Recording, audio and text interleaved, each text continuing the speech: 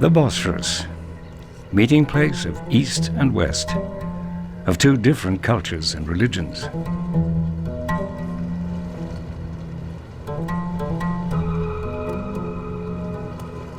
Most Islamic countries are still seen as economically and politically backward. Yet Turkey and the Gulf states above all are enjoying an ongoing economic boom.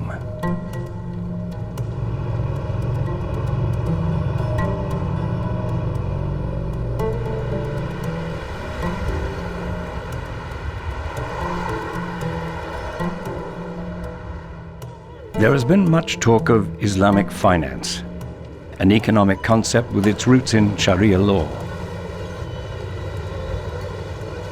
The concept of Islamic finance was developed in the 1980s.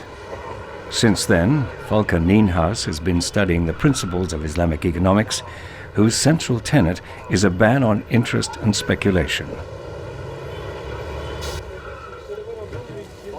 Could Islamic finance prove to be the much heralded third way between communism and capitalism? The traders in the Istanbul Bazaar offer a basic example of the meeting of commerce and Islam. Bizim dinimize göre kesinlikle faiz yemek haram. Allah Celle Celaluhu'nun emridir bu. Yani yardıma muhtaç kimselere veyahut da ticaret yapacak kimselere verin diyor. Nasıl verin? Karşılığında bir şey beklemeden verin. En küçük bir faiz dahi girse bütün kazancımız bozulur. Onun için biz kendi öz sermayemizi kullanıyoruz. Nasıl oluyor? Ya uzun vadede büyüyoruz. Hassan runs his drapery following Islamic practices and rulings that date back centuries. Böyle. Ama aynı bu olmaz. Dieses Format. Bundan. Es ist sehr glaubwürdig, dass hier ohne Kredit finanziert wird, ohne Kredit gearbeitet wird. Für die Volkswirtschaft insgesamt wäre das sicher ein Problem, weil Industrialisierung, Wachstum, um Arbeitsplätze und Einkommen zu schaffen, notwendig ist. Ich glaube, dieses ist ein interessantes Modell für einen persönlich, für einen überzeugten Muslim, der als Händler arbeitet. Heute in großen anonymen Gesellschaften, in internationalen Märkten kann man, glaube ich, dieses Modell nicht mehr verallgemeinern oder nicht mehr wieder aufleben lassen in der früheren Form. Das heißt, die Wirtschaft zur Zeit des Propheten ist doch eine deutlich andere, als sie heute ist. And yet, for Muslims, the rulings of the Prophet stand to this day. In London, the main centre of Islamic finance in Europe, commercial law firms are developing modern products that comply with the rules of the Quran. Famida B, a Muslim herself, is an expert on Sharia-compliant products.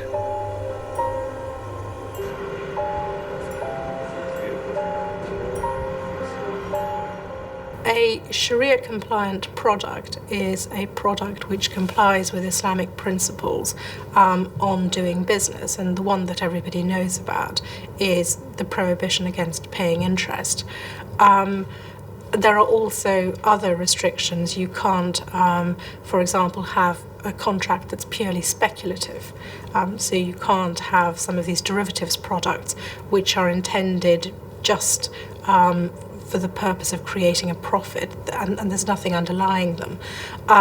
There are restrictions on certain types of business. So a Sharia-compliant business can't trade in pornography or tobacco or alcohol or pork products.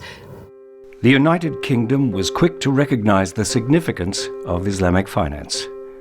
The value of Islamic financial products has more than doubled in the last 5 years. Worldwide, the investment volume of Islamic finance stands at over $1 trillion Australian dollars, or 2% of the conventional market. The Islamist terrorist attacks in New York and London not only unsettled the West, but also led to a little-noticed shift in the Islamic world. It saw a sudden return to traditional values, with economics in the vanguard. After 9/11, there was a huge amount of sympathy for the US, but we then had the Iraq War, and we had things like the Patriot Act, and I think the Islamic world felt that it was being blamed for the actions of a few criminals. And it also made people very conscious of what their religion was, what it meant. I think it made people go back and look at it. It made them become conscious of being Muslims. And I think that, in my opinion, that has very much contributed to the growth of Islamic finance. France has also been eager to win its share of this new market and to make Paris a center of Islamic finance. Paris economics professor Olivier Pastre advises the French government on these plans. La finance islamique a commencé dans les années 70, mais elle ne s'est développée qu'à partir du moment où les pays qui promouvaient la finance islamique sont devenus riches et ont eu besoin de développer les financements. C'est donc à partir du milieu des années 80 que la finance islamique s'est vraiment développée. Encore une fois, le développement de la finance islamique suit à peu près le cours du pétrole. À ce moment-là, un certain nombre de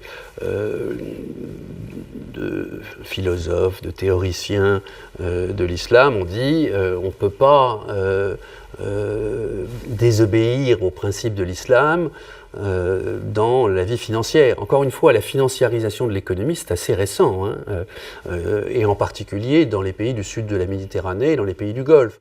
The Emirate of Dubai began to plan years ago for the post-oil era. Despite suffering a property crisis, Dubai has outstripped all its neighbors to become the premier service and business center of the Persian Gulf.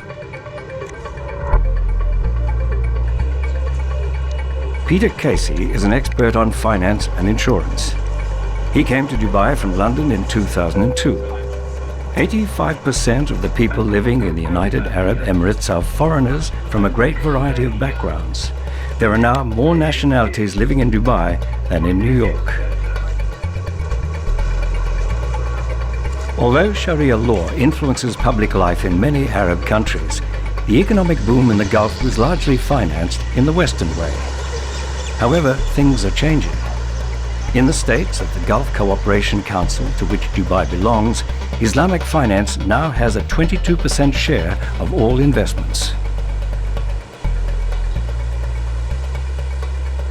The Dubai International Finance Center is also the seat of the national regulatory body for Sharia-compliant financial products. Peter Casey is its Director of Policy and Head of Islamic Finance.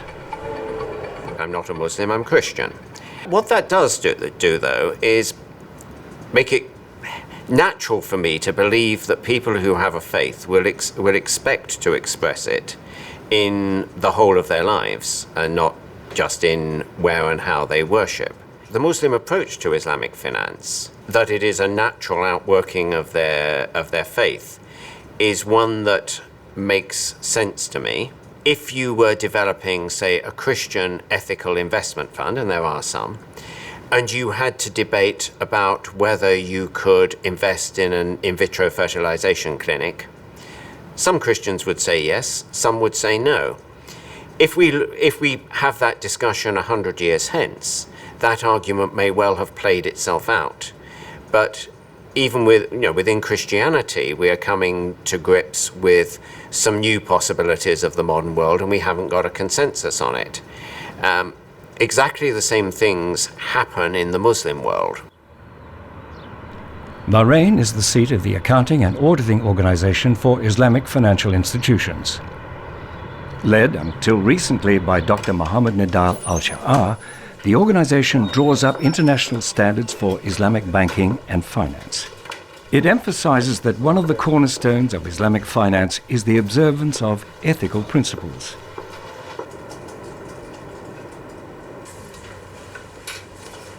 I think ethics is a human trait, and if you decide to use ethics, that's a choice.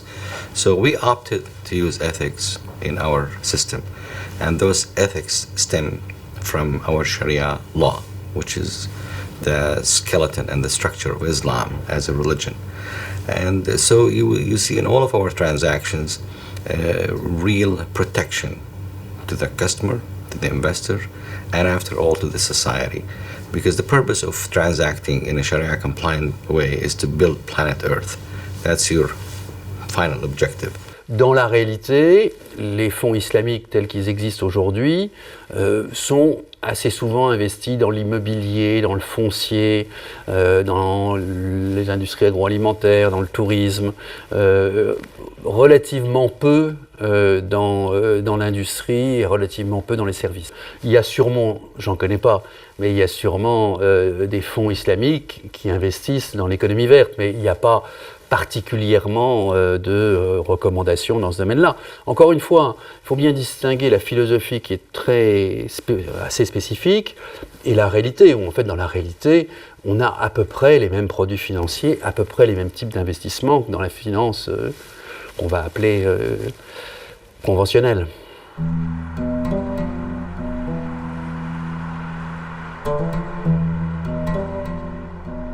Critics claim that Islamic finance enforces Sharia prohibitions but neglects the type of principles that drive Western-style ethical funds.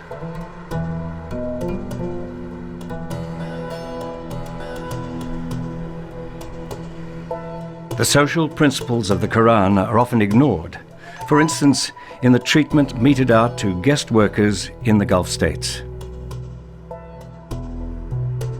As in the boom days of Western Europe, hundreds of thousands of guest workers have been brought to the Gulf in order to build modern cities and industries. The vast majority of them are from the Indian subcontinent.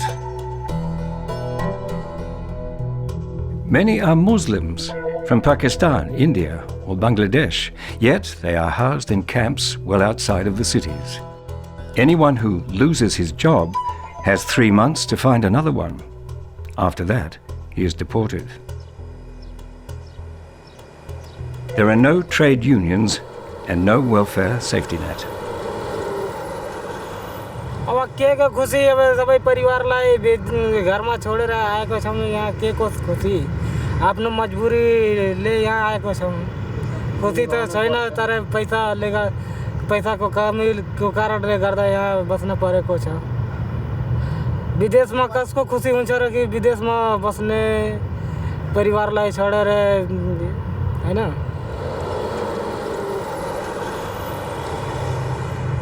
Agreement त main पारबाट आएको अनि भन्दै थियो 2 वर्षको छ अनि छुट्टी काटेर आयो अब जति दिन बस्न सक्छ अब खोइ कति दिनको एग्रीमेन्ट छ त्यो त कम्पनीको हातमा छ क्या सोचा है तो बहुत कुछ है बहुत बड़ा सपना लिया है लेकिन अब सपना साकार करने के लिए हम कतार आया है अब यहाँ भी देखता हूँ कि अपने मुल्क से भी ज़्यादा दुख उठाना पड़ता है अब क्या ले आया है और क्या करेगा अब क्या बता सकते हैं अपने ज़िंदगी का लाइफ बढ़ाने के लिए हम मेहनत कर रहा है अब जितना होगा नहीं होगा तो क्या करेंगे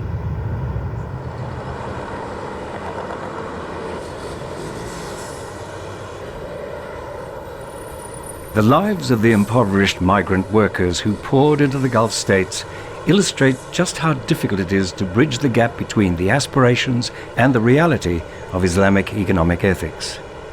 These workers came with dreams of a better life. Now they face the reality of 12-hour shifts, poor pay, and 1 day off a week.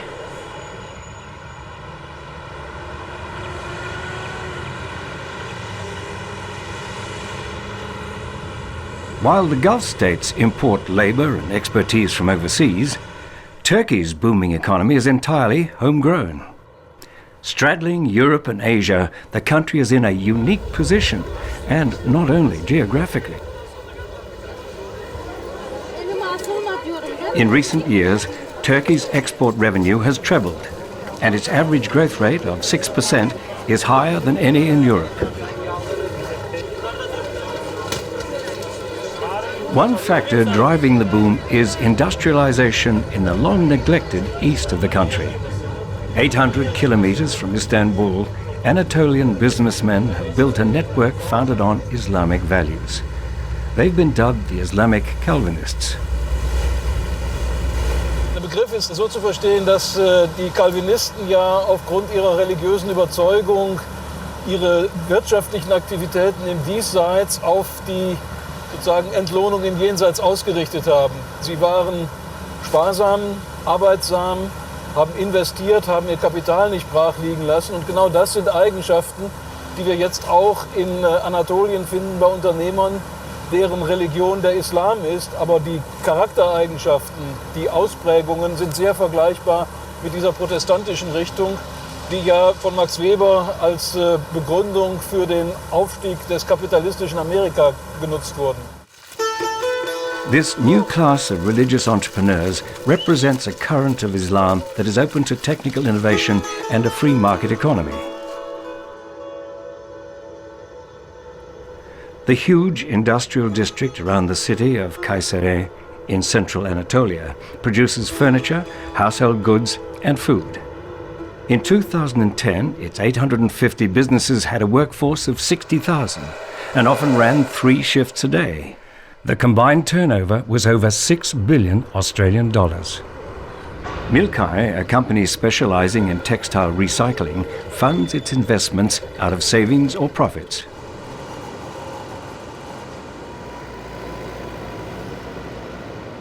Nonetheless, Tahir Nusachan, the company's founder and director, cannot always observe the Islamic prohibition on interest. Bizim müteşebbislerimiz, yatırımcılarımız uzun vadeli, yani bugün pazarlığa tabi dediğimiz yatırım yapacaktır. Mesela 5 milyon euroluk bir yatırım yapacaktır. Bunu gider 2 yıl ödemesiz, 5 yıl ödemeli, faiz miktarında da örnek diyorum anlaşmak şartıyla yatırım niteliğinde kullanırlar. Yani birçok da ticari hayatta bizim organize sanayimizde para alıp da para satan tüccar yoktur. Yani mutlaka mal alıp satıyordur. Hassas bir nokta tabii. Biz şimdi faize helal dememiz mümkün değil. Ama yatırım olduğu için bir çıkış kapısı olduğunu düşünüyoruz. Caiz diyemeyiz. Yok, nasıl caiz değiliz? Af kapısı vardır. Ya Rabbi sen bizi affet deriz biz. Also für den mittelständischen Geschäftsmann gibt es, glaube ich, in der Praxis gar keine gewaltigen Unterschiede zwischen konventionellem und islamischem Finanzwesen, weil das Verbot, Zinsen zu nehmen, bedeutet, dass man keine verzinslichen Gelddarlehen ausleihen kann oder aufnehmen sollte. Allerdings kann man diese verzinslichen Gelddarlehen etwa für den Geschäftsmann dadurch ersetzen, dass die Bank statt Liquidität Güter bereitstellt. Also Handelswaren, die benötigt werden, Maschinen, die benötigt werden, vermietet. Und insofern ändert sich nur die Vertragsgrundlage, auf der die Finanzierung beruht. Die Finanzierung vom Ökonomischen her, die Möglichkeit, Kapital von anderen, der Sparer zum Beispiel, zurückzugreifen, ändert sich dadurch nicht. Das heißt, es ist ein juristischer Unterschied zunächst mal, noch nicht ein betriebswirtschaftlicher Unterschied.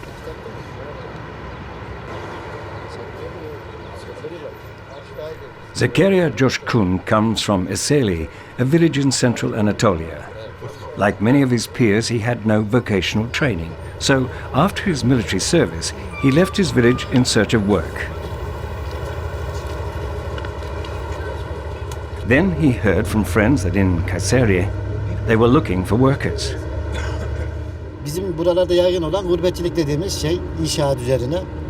Diğer büyük illere, daha da büyük illere, güneydeki veya batıdaki illere inşaat işine gitmeye başladık o zaman da. Boyacılık, sıva, kalıp, inşaat üzerine çalışmaya başladık. Diğer illere giderdik o zaman.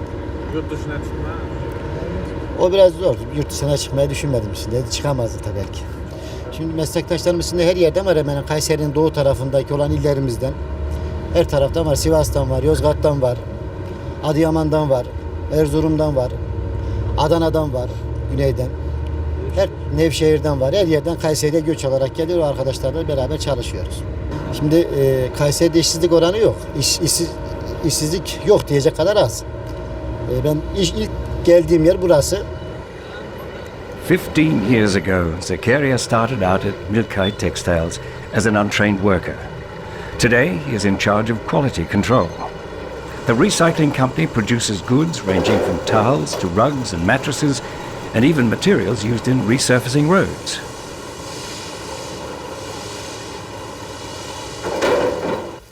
The success of Milkai Textiles shows that Islam and modernity can coexist. It's taken for granted in Kayseri that every company will provide staff prayer rooms just as it provides staff training.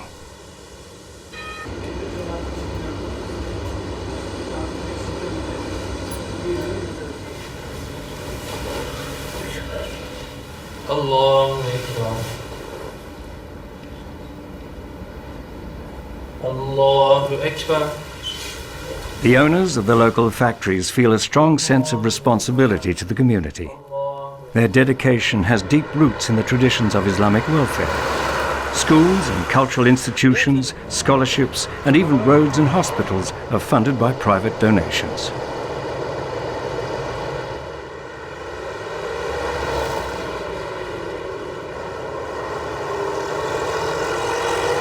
After an early shift starting at 7 a.m., Zakaria returns home in the late afternoon to Elbashi, a classic working-class district in Kayseri.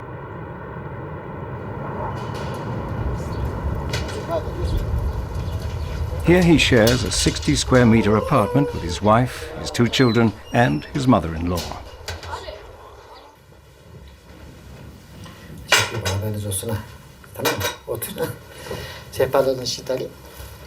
He earns $650 a month, just enough to get by on. Korkma Allah'tan, korkandan derler ya. Onun için Allah'tan korkan insanlar biraz korkmuyoruz. O da bize rahat geliyor. Birbirimizle iletişimimiz kolay oluyor. Artı bizim dinimizde bir şey vardır. Peygamber Efendimizin hadisi vardır. Diyor işte işçinin alnını teri kurumadan hakkını veriniz. Şimdi gerçeğini konuşmak gerekirse dine saygılı olmayan birisiyle çalışmadım ben. Artık işte bir babacan seven bir insan Tahir Bey. Biz de kendisiyle beraber bizi hiç işçiler olarak değil ortaklar olarak görür devamlı. Bizim için para bir amaç teşkil etmiyor. Bizim için para bir araç. Yani bu araç ne demektir? İnsanların sosyal yaşantısını güçlendiren, insanlara biraz daha mutluluk ve müreffeh bir hayat sağlayan bir araç. Amaç yapan insanların mutlu olamayacağını düşünüyoruz. Biz de onun için amaç değil de para, araç. İnsanların hayatın gelişmesinde bir araçtır. Onu da hak ettiği şekilde israf etmeden kullanmayı amaçlamaktayız biz. Yani paylaşılmayan bir dünyada mutlu olmak mümkün değil.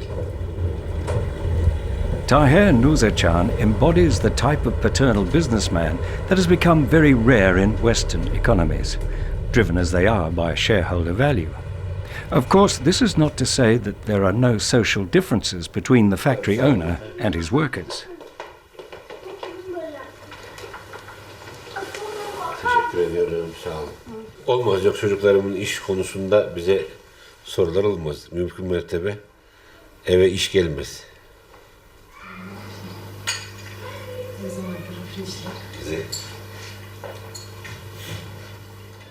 Milkai Textiles works 3 shifts around the clock. Its products are exported to 42 countries, and the yearly turnover is around $77 million. Kolay gelsin. Hayırlı işler. Merhaba, hayırlı işler. Ne var ne yok? Is it really possible to finance a company of this size in a way that complies with Sharia law? Kredi olmadan bu kuruluşu şu anda kuramazdık. Normal şimdi bankalarla çalışıyoruz tabii. Katılım bankalarını tercih etmiyoruz. Ben arzu ederdim ki onlarla çalışmaya ama onların şartları da normal bankalardan daha zor. Ben şimdi bir dönem şunu yaşadım burada. Faizli bankaya gittim, kredi borcumu erken ödedim. Faizli banka kredi borcumu düştü. Faizi düştü. Faizden iskonto yaptı parayı erken ödediğim için. Katılım bankasına gittim. Dedim ki al şu borcumu ödüyorum sana. Hayır dedi, tam ödeyeceksin. Ben sana oradan kar payından düşme yapmam dedi. Düşmedi kar payından. Parayı veremedik. Though it is still a secular state, Turkey has become a model for enlightened Muslims in the Arab world. It has reconciled religion, public life and business in a most undogmatic way. Bemerkenswert ist, dass diese sogenannten anatolischen Tiger oder islamischen Calvinisten in der Regel sehr religiöse Personen sind und aus ihrer religiösen Überzeugung heraus motiviert unternehmerisch tätig geworden sind. Denn der Islam ist eine Religion, die die Eigenverantwortlichkeit, die eigene Leistung betont, Privateigentum betont, Märkte betont. Und dieses zusammengenommen führt eigentlich zu einer sehr effizienten Unternehmerwirtschaft und nicht zu dem, was wir häufig vom Islam glauben, beobachten zu können, Fatalismus und Allah wird es schon richten und sozusagen Passivität. Nein, im Gegenteil, hier ist es genau in die andere Richtung gegangen. In the Gulf, business driven by huge oil revenues is still seeking a path of its own as it tries to find a balance between centuries-old religious traditions and the profit model of Western economic systems. In the Gulf states, guest workers labor for an average of barely $250 per month. This is at a time when, according to the Emirates Industrial Bank, regional oil revenues have risen to $424 billion. When the property bubble burst in 2008, it marked a new phase in the hitherto unstoppable growth of the Gulf states. For the first time, all-out capitalism was questioned. The crisis led to a rethink. In a region once known for its rampant consumerism, investments are now being made with an eye to the post-oil era. Sharia-compliant finance is playing an ever greater role. Islamic scholars are called on to decide whether particular projects meet religious requirements. À partir du moment où la finance est développée, un certain nombre de scholars, comme on dit, de sages, ont suggéré d'appliquer les principes de l'islam, c'est-à-dire l'interdiction du taux d'intérêt à la finance, et la finance islamique a commencé à se développer. Une des difficultés dans le développement de la finance islamique tient à ce que chaque structure d'investissement est accompagnée de ce qu'on appelle un sharia board, un conseil d'administration éthique qui définit les types d'investissements qu'on peut accepter et ceux qu'on ne peut pas accepter. Et les sharia boards n'ont pas toutes la même position. Donc en fait, il y a une relative hétérogénéité de la finance islamique qui est un frein à son développement. And then once you've put together a particular structure, you generally need a statement that what you've provided is a Sharia-compliant product. And that statement, people call it a pronouncement or a fatwa, would come from an Islamic scholar who was familiar not just with Islamic principles but also with financial markets and structures. So the scholar would review the documents that we had created and would then issue, I suppose, the equivalent of a legal opinion to say that in his opinion this structure was Sharia compliant. The annual conference of the Accounting and Auditing Organization for Islamic Financial Institutions, meeting in Manama, the capital of Bahrain. Politicians, bankers, and above all, religious scholars have gathered to clarify basic issues of Islamic financial economics. At the conference is Sheikh Nizam Yaqoubi, often said to be the most influential Sharia scholar of all.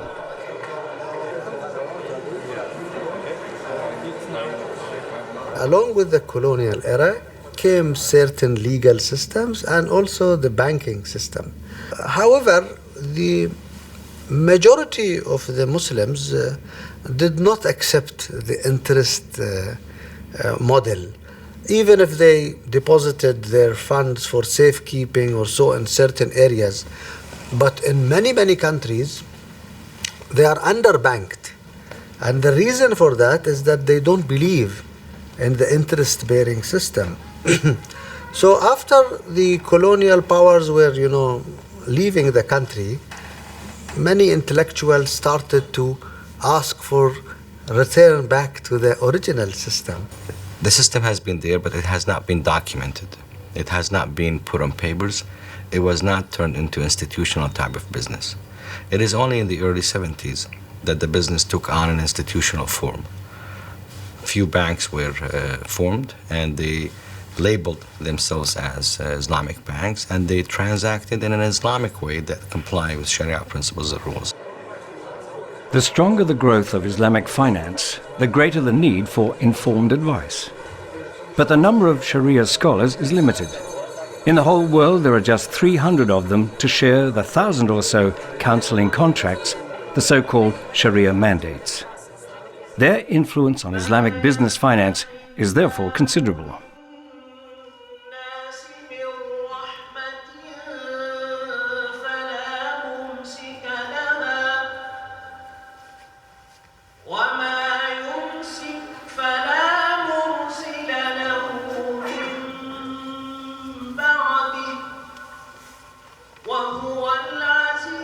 Many legal scholars sit on Sharia boards, in banks, insurance companies, funds and indexed funds.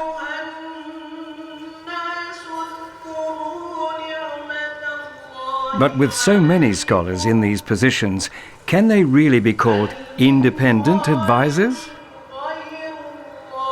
Or are they themselves stakeholders in the financial institutions? Also wenn ich zwischen diesen Bildern wählen dürfte, dann würde ich sagen, es sind eher selbstständige Berater, die von der Bank bezahlt werden.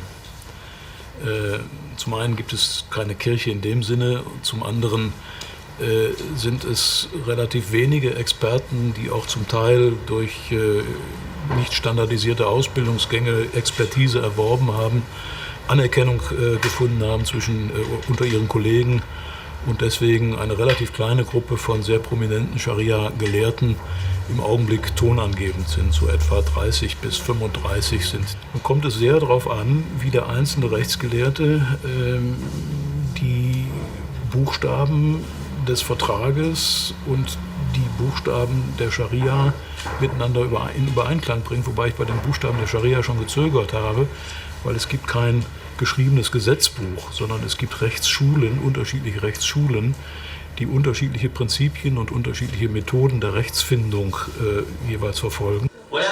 In 2007, a scandal erupted at the Accounting and Auditing Conference.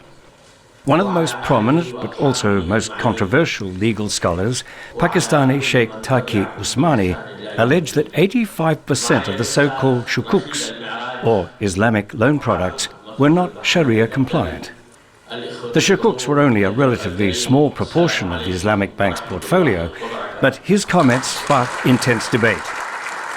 To what extent may the Islamic financial world take its lead from the Western one?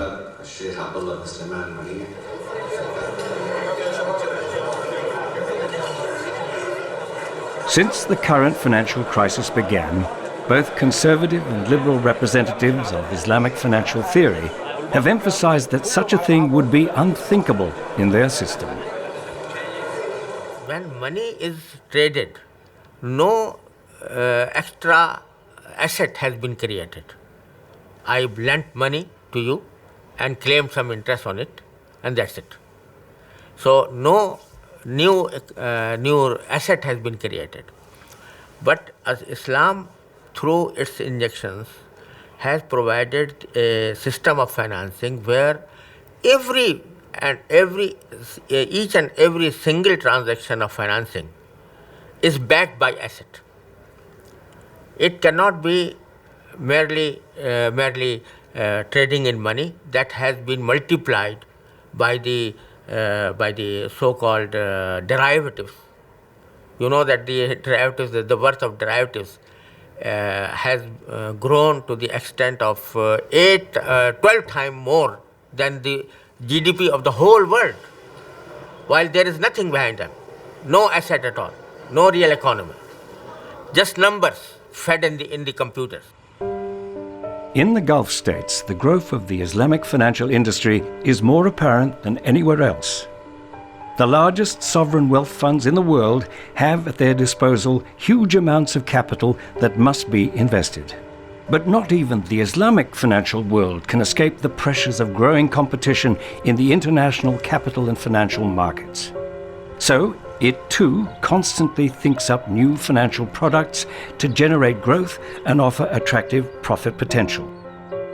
And like Western banks, most Islamic banks are also governed by shareholder interests. Is the Islamic financial world nonetheless more stable than the Western banking system? Le cœur philosophique, c'est le partage du risque. Quand une banque française, allemande ou américaine prête à un client, que ce soit une entreprise ou une personne physique, elle perçoit un taux d'intérêt et donc elle sait à l'avance l'argent qu'elle va recevoir. Il n'y a pas de partage de risque. Alors, la crise, c'est le refus d'assumer le risque. Je prends l'exemple des crédits subprime, les crédits hypothécaires aux États-Unis faits à des ménages qui avaient peu de ressources. C'est ça l'origine de la crise actuelle, origine qui remonte à 2007.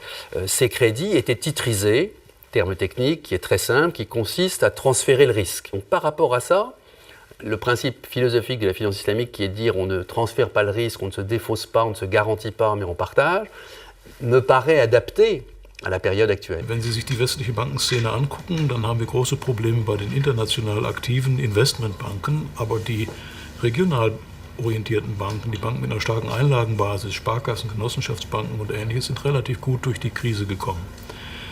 Und so ähnlich von den ökonomischen Charakteristika sind auch islamische Banken. Diese Prototypen für mehr spekulative Geschäfte oder für Transaktionen, die spekulativen Charakter haben können, sind noch keineswegs in weiter Anwendung, sondern das sind, wie gesagt, erste Versuche. Es gibt aus meiner Sicht durchaus Triebkräfte in diese Richtung, weil das der Bereich ist, in dem besonders hohe Gewinne zu realisieren sind, in der Finanzwirtschaft selber. The Dubai Stock Exchange.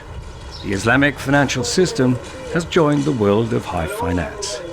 On Wall Street, the Dow Jones has an Islamic market index, and the Western financial world has been positive about the funding of major projects with a combination of conventional and Sharia-compliant investments. One of the best known is the 2006 Dubai Ports deal, in which United Arab Emirates Company took over management of a number of US seaports. The $10 billion investment was financed by a mixture of conventional loans and the Islamic bonds known as shukuks. And so we had interesting issues of intercreditor between the conventional investors, lenders, and the Islamic investors in the sukuk. So it was complex, it was large, it was very public, and I do think that transaction brought Islamic capital markets to the forefront of the conventional markets. I think they realized the depth of potential liquidity that there was in the Islamic capital markets. I think up until then it had been seen as sort of a specialist niche area. I think the real issue is there a difference? And what is Islamic finance trying to do? I used the expression smoke and mirrors, and it is an allegation that's very commonly made about Islamic finance. I've heard Muslims with a good knowledge of finance suggest essentially that what we see sometimes is essentially conventional transactions dressed up in a Sharia-compliant garb. That is one of the key debates that's going on in Islamic finance at the moment. The Islamic financial system is now determined mainly by lawyers and religious scholars. But what about the role of Islamic trading traditions and values in the everyday lives of Gulf businessmen? Inam Abidi Amrovi came to Dubai in 2006. As an Indian Muslim, he hoped to find greater freedom and professional opportunity. If I talk about business in general, business is all about making money, So if it could be a Muslim making money, it could be a non-Muslim making money. I have met people from both the religion, Hindu, maybe Christian or Muslims. They want to do something for the society also, and they're very God-fearing people. I've also met people from all sorts of religion and background who have left no stone unturned, in making money by hook or crook. And it goes the same everywhere, whether in UAE or in India or anywhere in the world. Those are the people who will make money by anyhow. Yeah, I have heard of Islamic finance, and I am myself, my own accounts with HSBC, they are all Islamic account. Inam's company deals in electronics and telecommunications products. Like all foreigners, he must have a business partner who is a Dubai national and who also holds at least a 51% share in the company. To Inam, a practicing Muslim, the values of Islam are a bond between him and his partner. All their agreements are based purely on trust. There is no written contract. Any calls for me, please? But are the values that link Inam and his Arab silent partner still typical of everyday business life in the Emirates? Okay, so you send, I've given you the card. Okay, you have the email ID anyway. His business partner is critical of the excesses of the new Gulf economy. المواطنون هنا غالبا الجيل الجديد يعتمد على الحكومة. البعض منهم يعمل بالتجارة. الذين يعملون بالتجارة هؤلاء نسبة محدودة، لكن غالبية المواطنين موظفون إما في الدفاع، إما في الشرطة، إما في الدوائر الحكومية. هؤلاء هم عماد هذا البلد. لكن هنا مشكلة أيضا، عندما يعرف المواطن أن الدولة تسانده وأن الراتب ممتاز، يسعى لمصروف ربما فوق طاقته. لذلك هنا الدراسات تقول أن نسبة كبيرة جدا من المواطنين مديونين للبنوك، لأن السيارة بالأقساط، أثاث المنزل بالأقساط، وتقريبا أكثر الأنشطة التجارية أيضا عن طريق البنوك. نسبة قليلة تراعي أحكام الإسلام في العمل أو في التجارة بالذات، والنسبة العظمى تمشي مع الحياة. Not quite 2 hours' drive away is Abu Dhabi, the capital of the United Arab Emirates. It's still overshadowed by the glittering Dubai, but Abu Dhabi has huge oil reserves that guarantee it a steady income stream for decades to come. And Abu Dhabi harbors ambitions. In the course of the 21st century, it hopes to become a world city to rival Paris and London. Like all the Gulf states, it has a young, well-educated and cosmopolitan generation waiting to shape the transition to the post-oil era.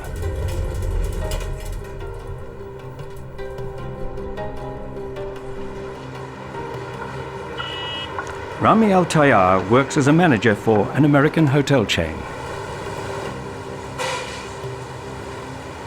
My father is a bit of the old school style, so you walk into his office, there's a lot of paperwork, but nowadays you always see me on my BlackBerry sending and receiving emails, even though my father has a BlackBerry, but he refuses to have the whole network thing on it because he's like, it's too complicated. For me it's easier to use. The paperwork is complicated, so it's just a matter of technology. I grew up with PlayStations and Sega Genesis, and he grew up with just running around and playing soccer. And Rami's father came to Dubai from Egypt before his son was born. He was a professional footballer. His decision to stay on once his sporting career was over was not difficult. The emerging oil boom gave him the opportunity of a lifetime. He too works with the required local partner without a contract on the basis of mutual trust. People here, when he make business with you, not need sign with him contract. What he say to you, you are believe him.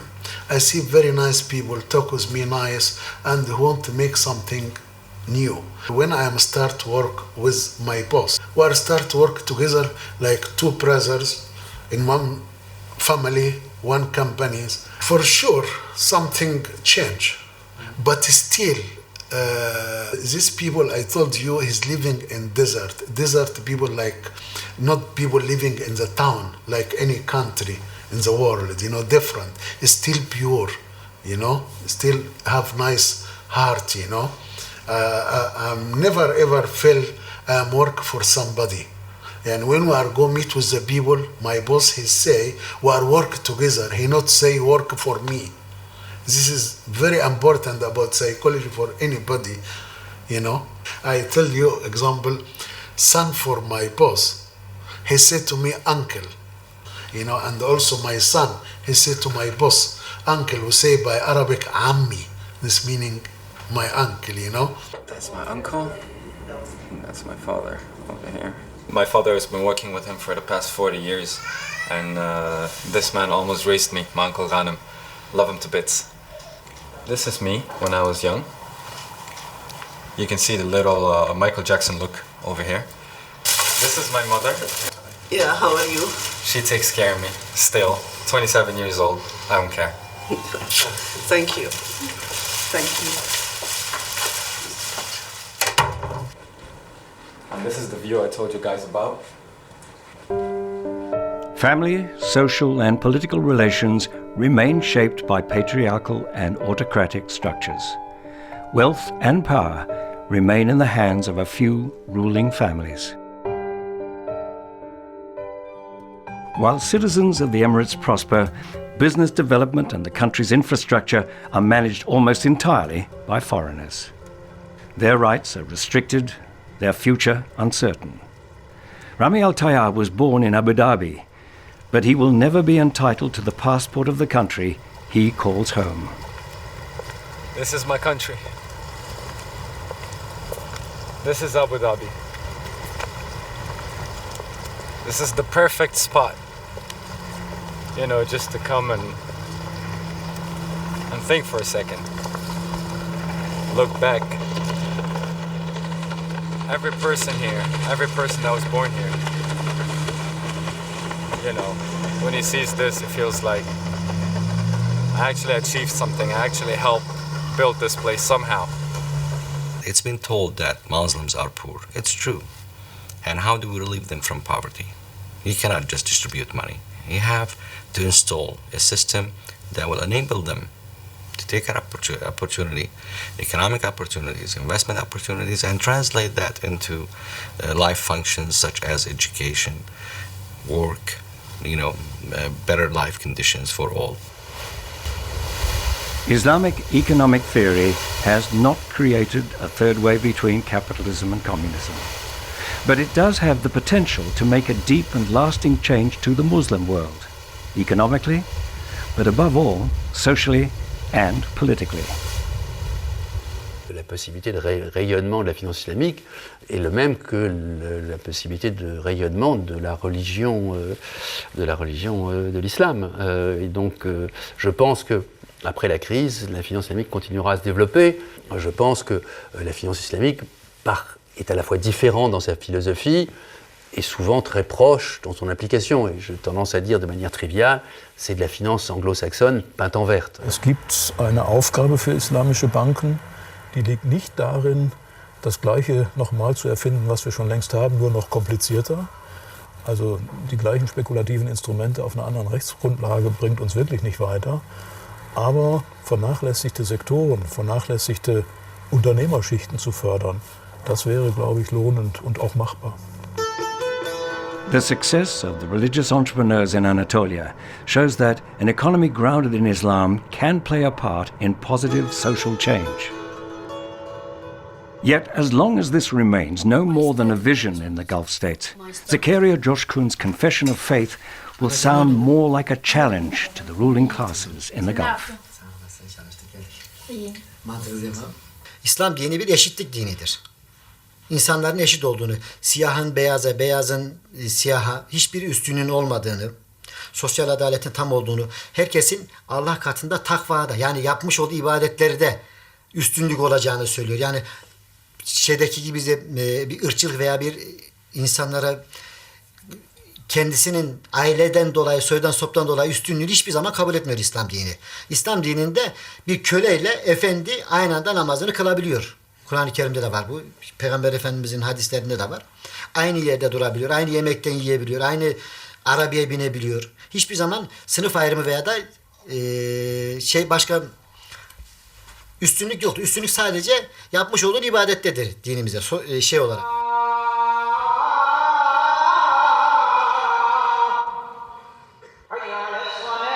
The concept of embedding social equality in an economic system that serves society is not alien to Christian culture either.